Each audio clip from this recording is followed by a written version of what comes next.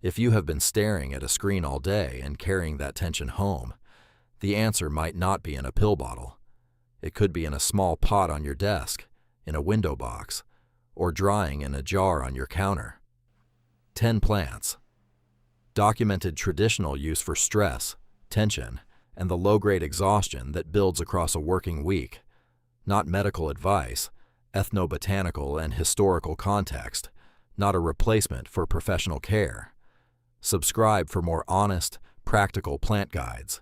Number 1. Chamomile, the nervous system's oldest ally. Chamomile has been used across European, Middle Eastern, and North African traditions for over 1,000 years, documented by Egyptian healers, prescribed by medieval herbalists, grown in monastery gardens for nervous tension and sleep. A reliable tool communities kept reaching for because the results were consistent enough to pass down.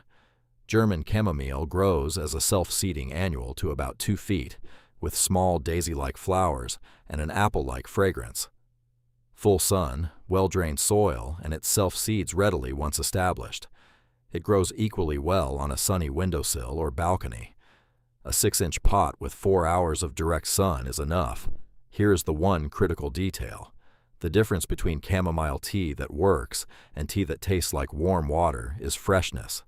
Store-bought chamomile can be months or years from harvest. Home-dried chamomile, flowers picked fully open, dried quickly at low heat, stored airtight away from light, is noticeably more aromatic and effective than anything from a grocery shelf. If you have tried chamomile and felt nothing, stale tea is likely the reason. Soft, slightly apple-like, pleasant without sweetener, before sleep or during acute stress or digestive discomfort. The downside, chamomile belongs to the same family as ragweed. People with ragweed allergies sometimes react. Start with a small amount if you have seasonal allergies. Next, a plant whose scent alone changes mood, and one of the easiest drought-tolerant perennials for a sunny windowsill. Number 2. Lavender, the scent that works before you even brew it. Lavender was used in Roman baths, monastery gardens, and traded across the ancient world for fragrance and practical function. Sleep aid, moth repellent, wound dressing, flavoring. Every use had a purpose. The stress-relevant mechanism is primarily olfactory. Aromatic compounds released by the plant interact with the nervous system through inhalation, which is why a potted lavender on a desk, dried bundles in a room, or a sachet near a pillow can produce a calming effect without any brewing or preparation. Full sun, poor well-drained soil, dry conditions. Lavender performs better in lean, neglected conditions than rich watered ones. English varieties like Hidcote and Munstead stay compact enough for containers and sunny windowsills. Here is the one critical detail. Lavender must be pruned correctly. Cut back by 1/3 immediately after flowering, into the green growth, never into the woody base. Cutting into old wood kills the branch permanently. Done correctly each year, a lavender plant stays compact and fragrant for a decade or more. Dried flowers as sachets, in bath preparations, or as culinary flavoring. Calming at low concentration, overwhelming at high. The downside, lavender does not tolerate high humidity or clay soil. In humid apartments without air circulation, it is prone to root rot regardless of watering care. Next, a lemon-scented herb traditional healers specifically reached for in anxiety, one that grows so vigorously it requires containment. Number 3. Lemon balm, the anxiety quieter.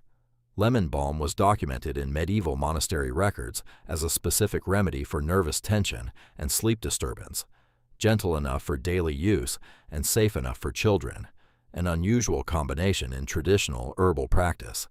It spreads through underground rhizomes like mint. Grow it in a container. This is not optional. In a 6 to 8 inch pot with moderate moisture, it is low maintenance and highly productive. Partial shade to full sun. Tolerates moisture. Harvest leaves before flowering. Once flowers appear, the lemon fragrance in the leaves diminishes quickly. Here is the one critical detail. Lemon balm's aromatic compounds are among the most volatile of any herb on this list. They degrade faster with heat and age than almost anything else you can grow. Dried lemon balm stored for more than a few months tastes like hay rather than lemon. For the stress-relevant properties that make it worth growing, use fresh leaves steeped in hot, not boiling, and water and drink immediately. If you must dry it, dry small batches at a time and replace frequently. Gentle and lemon forward. One of the easiest herbal teas for people who do not normally drink them. The downside, in open soil, lemon balm spreads as aggressively as mint. Container growing eliminates this entirely. Next, a culinary herb whose traditional medicinal role has been almost entirely forgotten, specifically documented for the mental fatigue that builds across a long work week. Number 4, sage, the mental clarity herb. The Latin name for sage, salvia, comes from the word for healing. Greek, Roman, and Arabic physicians documented it for a range of uses, including mental function and memory. Traditional European herbalists prescribed it specifically for mental fatigue during extended study or work. Sage is drought-tolerant, perennial in most temperate climates, and thrives in poor, well-drained soil with full sun. A container on a sunny desk or balcony works well. The mechanism is circulatory. Sage traditionally documented for blood flow to the brain, producing alertness rather than sedation. Where chamomile and lemon balm calm, sage clarifies and focuses. Here is the one critical detail.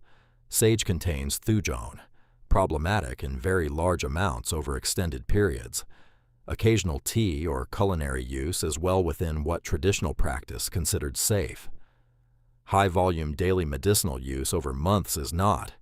Reach for it situationally, not habitually in large doses. Bold and herbal. Sage and butter until crisp is one of the most underrated kitchen garden preparations. Honey balances bitterness in tea.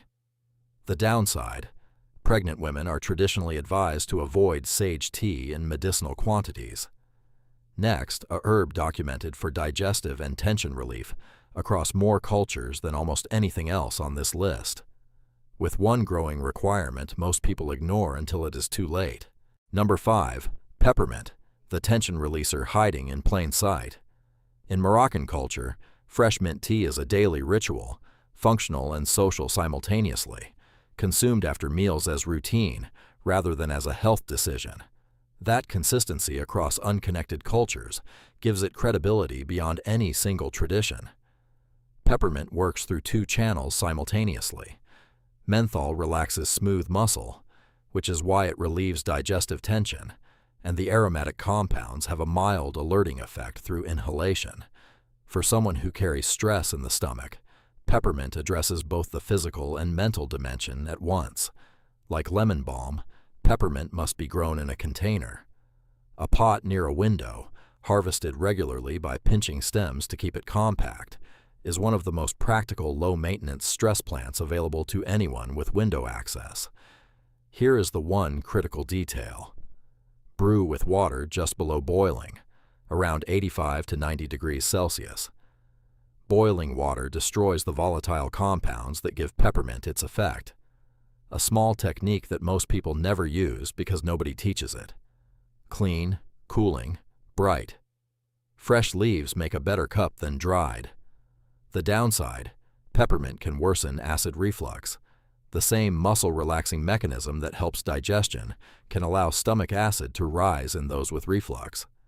Next, a succulent most people keep for burns, whose traditional use for stress most of those same people have never heard of.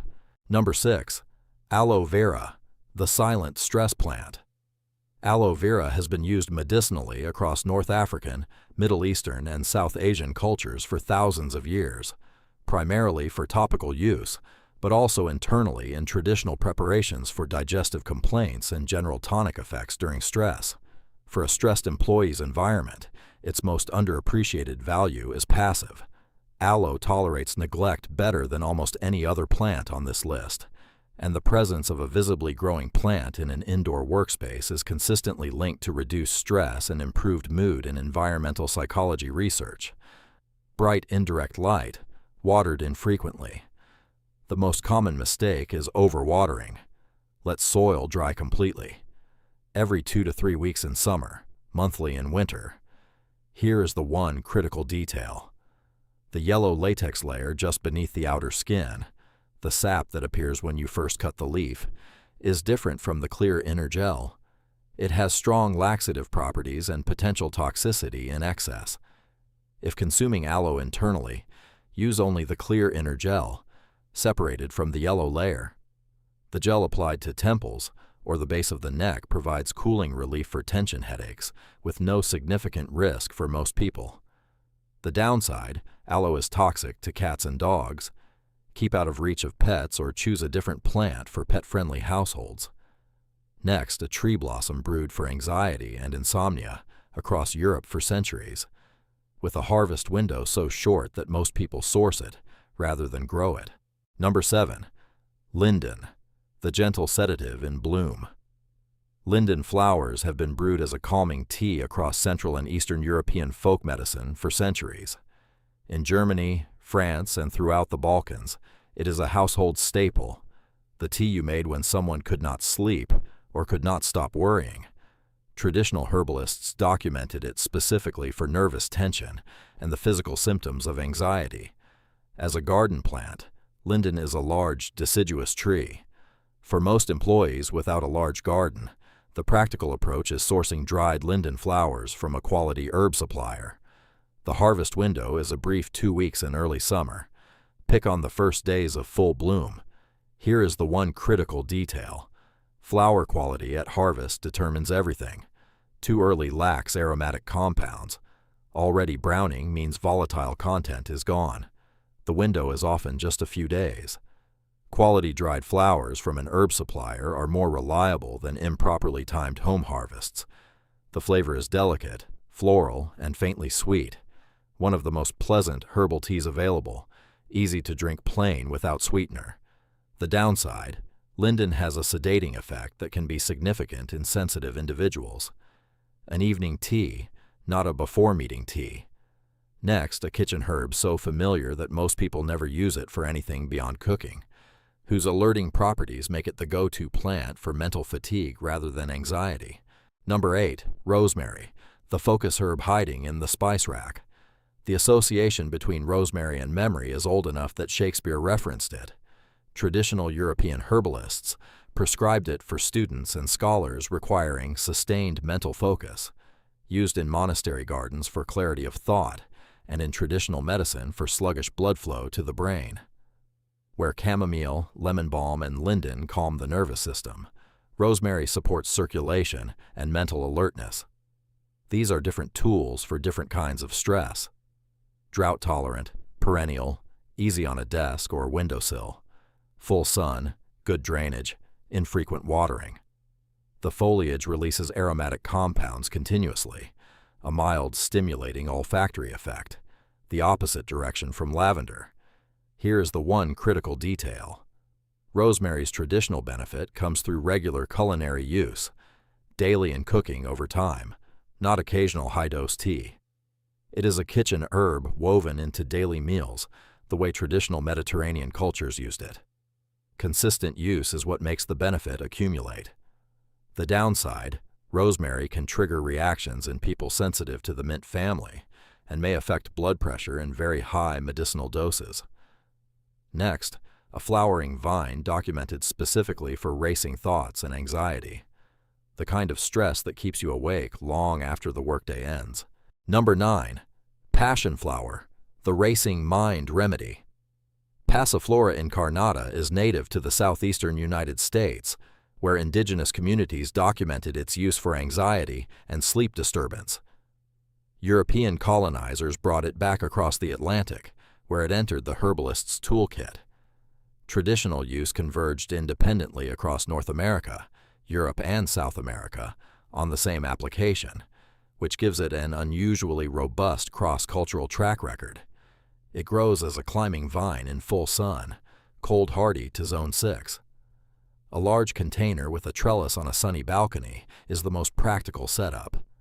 Here is the one critical detail. Passionflower should not be combined with prescription sedatives, anti-anxiety medications, or sleep aids without discussing this with a doctor. The combination can amplify medication effects beyond the intended therapeutic range, a documented interaction worth knowing. Mild and slightly grassy, pleasant with honey and chamomile. The flowers on a balcony trellis are genuinely striking. The downside, Passiflora incarnata fruits are small and seedy compared to commercial passion fruit. Grow it for the tea and the flowers. Last, the most potent sedative plant in the Western herbal tradition, and the one that requires the most careful context about when to use it. Number 10. Valerian root, the last resort for serious sleeplessness. Valerian has been used as a sedative in European herbal medicine for at least 2,000 years, documented by Greek and Roman physicians, prescribed by medieval herbalists, and used in European pharmacy well into the 20th century before synthetic sedatives replaced it. The root is medicinal, harvested in the second year, reaches 4 to 5 feet in moist, fertile soil, attracts pollinators, and cats more strongly than catnip. Specifically positioned for sleeplessness, when anxiety has crossed into genuine inability to rest. Not a daytime herb, an evening preparation. Here is the one critical detail. Valerian root tea smells genuinely unpleasant, earthy and pungent in a way that surprises first-time users. This is not poor quality, it is the nature of the root. Most people who use it regularly take capsules rather than tea for exactly this reason. If making tea, blend with lemon balm or chamomile to make it approachable. The downside, valerian can cause morning drowsiness at higher doses. Start small and adjust. Do not combine with alcohol or prescription sedatives. 10 plants, all of them growable on a windowsill, a balcony, or in a jar on a counter. The stress of a working week is real. The plants that have been used to address it, across multiple cultures, across centuries, are also real. Most cost almost nothing to grow and require almost no space. Not medical advice, ethnobotanical context, and practical growing information. You do not need a bigger garden. You need a sunny windowsill and the right 10 plants. Subscribe for more honest, practical plant guides built around real use.